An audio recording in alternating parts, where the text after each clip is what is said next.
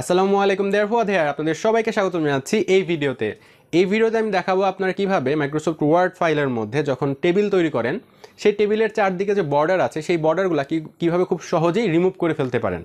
সেটা কিভাবে করবেন সেটি দেখাবো আজকের ভিডিওতে। এখন প্রশ্ন হচ্ছে কেন আপনাদের এটা প্রয়োজন হতে পারে।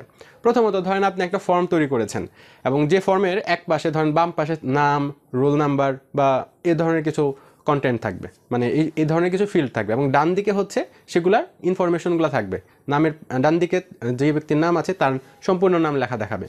এরকম আপনি করতে চাচ্ছেন, কিন্তু আপনি চাচ্ছেন না যে এখানে কোনো ধরনের আপনার হচ্ছে টেবিল দেখা যাক বা টেবিলের কোনো বর্ডার দেখা যাক, এরকম আপনি দেখাতে চাচ্ছেন না। তাহলে কি করবেন সেটি দেখাতে চাচ্ছি আজকের ভিডিওতে। তো এই ভিডিওতে আমি দেখাবো যে কিভাবে আপনি টেবিল তৈরি করে সেই কাজগুলো সব কিছু ঠিকঠাক মতো করে দেন হচ্ছে আপনি টেবিলের যে জায়গায় যা রাখতে চাচ্ছেন সব কিছু ঠিক মতো রেখে দেন কীভাবে টেবিলের বর্ডারগুলো আপনি রিমুভ করতে পারেন বা হাইড করে ফেলতে পারেন, এই বিষয়টাই হচ্ছে আজকে দেখানোর চেষ্টা করব। আর কথা বাড়াবো না, বিসমিল্লাহ। তো প্রথমেই আমাদের যে কাজটি করতে হবে সেটা হচ্ছে প্রথমে একটা টেবিল তৈরি করে নিতে হবে। তো টেবিল তৈরি করে নেওয়ার জন্য আমরা ইনসার্টে যাচ্ছি, দেন টেবিল থেকে ধরেন আমরা এই যে এরকম করে তিনটার জন্য একটা টেবিল আমরা তৈরি করলাম। তো যেটার এক পাশে আমরা হচ্ছে লিখবো যে নাম, রোল নাম্বার, ফোন নাম্বার এগুলো লেখা থাকবে, মাঝখানে সেমিকোলন থাকবে এবং এই পাশে ডিটেইলগুলো থাকবে। ওকে, তো এটার জন্য প্রথমে ধরেন আমি লিখে দিচ্ছি নেম, এখানে আমি সেমিকোলন দিয়ে দিচ্ছি, এখানে নাম থাকবে। আচ্ছা, এখানে ধরেন লেখা থাকবে হচ্ছে ফোন নাম্বার,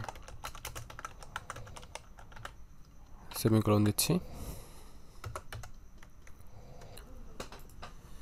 এরপর আমি ধরেন এখানে হচ্ছে রোল নাম্বার দিয়ে দিচ্ছি।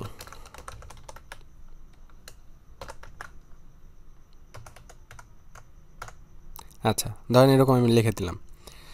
এই কন্টেন্টগুলো মনে করেন যে আমি হচ্ছে রাখলাম। আমি এখন যেটি করতে চাচ্ছি সেটা হচ্ছে যে আপনার একটু দেখাচ্ছি আপনাদেরকে। হ্যাঁ, তো আমি এখন যেটা করতে চাচ্ছি, এখন দেখেন আমি চাচ্ছি যে এইখানে যে চারপাশে যে বর্ডারগুলো আছে এই বর্ডারগুলো রিমুভ করে ফেলবো, এটা আমি করতে চাচ্ছি। এখন আমি এইখানে যেভাবে করেছি এইভাবে করলে কিন্তু একটা জিনিস খুব সুন্দর লাগবে, সেটা হচ্ছে যেমন এইখানে যে সেমিকোলনগুলো আছে এই সেমিকোলনগুলো কিন্তু সবগুলো এক লাইনে থাকবে, আবার এই পাশে যে কন্টেন্টগুলো সেগুলো সব এক লাইনে থাকবে, এগুলোও সব এক লাইনে থাকবে। এইভাবে করলে খুব ইজিলি এই কাজটা আপনি করতে পারবেন। কিন্তু আপনি যদি টেবিল ছাড়া করতে যান সেই ক্ষেত্রে কিন্তু আপনার অনেক কষ্ট হবে, কারণ হচ্ছে ওইভাবে যদি করতে যান তাহলে আপনাকে স্পেস দিয়ে বা ট্যাব ইউজ করে করতে হবে এবং সেটা কিন্তু খুব সুন্দর মতো একদম সমানভাবে রাখতে পারবেন না প্রত্যেকটা লাইন বাই লাইন। তো এর জন্য এভাবে করতে পারেন। তো এভাবে করে আমরা হচ্ছে এই চারপাশের বর্ডারগুলোকে রিমুভ করে ফেলবো। তো বর্ডারগুলো রিমুভ করার জন্য আমরা যে এই আইকনে ক্লিক করব, টেবিলটা সিলেক্ট হয়ে যাওয়ার পরে আমরা ডিজাইনে যাব।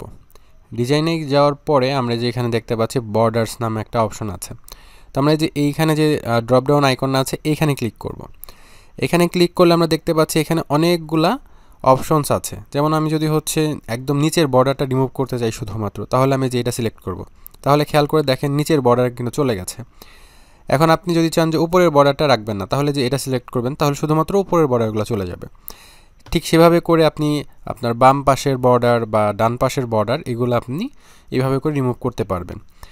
এখন আমি যেহেতু চাচ্ছি সবগুলা বর্ডার, মানে কোনো বর্ডার থাকবে না এরকম করতে চাচ্ছি, চারপাশে সমস্ত বর্ডারগুলো চলে যাবে, এর জন্য আমি নো বর্ডারে ক্লিক করব। নো বর্ডারে ক্লিক করলে আমরা দেখতে পাচ্ছি আমাদের টেবিলের বর্ডারগুলো সব রিমুভ হয়ে গেছে। এখন আমি যদি ট্যাব বাটনে ক্লিক করি আমি কিন্তু ঠিক আগের মতোই ওই বর্ডারের মতোই কাজগুলো করতে পারবো। বর্ডার থাকলে যেরকম টেবিল আমরা দেখতে পাচ্ছিলাম ওই রকমই কাজগুলো করতে পারবো, কিন্তু আমরা এই নো বর্ডার সিলেক্ট করার মাধ্যমে চারপাশে যে বর্ডারগুলো আছে সেই বর্ডারগুলোকে আমরা ইনভিজিবল করে দিলাম আর কি। তো এইভাবে করে আপনারা খুব সহজেই আপনার টেবিলের মধ্যে বর্ডারগুলো রিমুভ করে ফেলতে পারবেন। আপনি চাইলে কোনো বর্ডার নাও সিলেক্ট করতে পারেন, অথবা আপনি চাইলে কোনো এক পাশের বর্ডারও রিমুভ করতে পারেন। এইভাবে এটা খুব ইজি হবে। তো এইভাবে করে খুব ইজিলি করা যায় আর কি। আশা করছি বুঝতে পেরেছেন। আশা করি এই ভিডিওটি আপনাদের ভালো লেগেছে। এই ভিডিওটি যদি আপনাদের ভালো লাগে তাহলে অবশ্যই ভিডিওতে লাইক দিবেন, কমেন্ট করে আপনার মূল্যবান মন্তব্য অবশ্যই জানিয়ে দিবেন।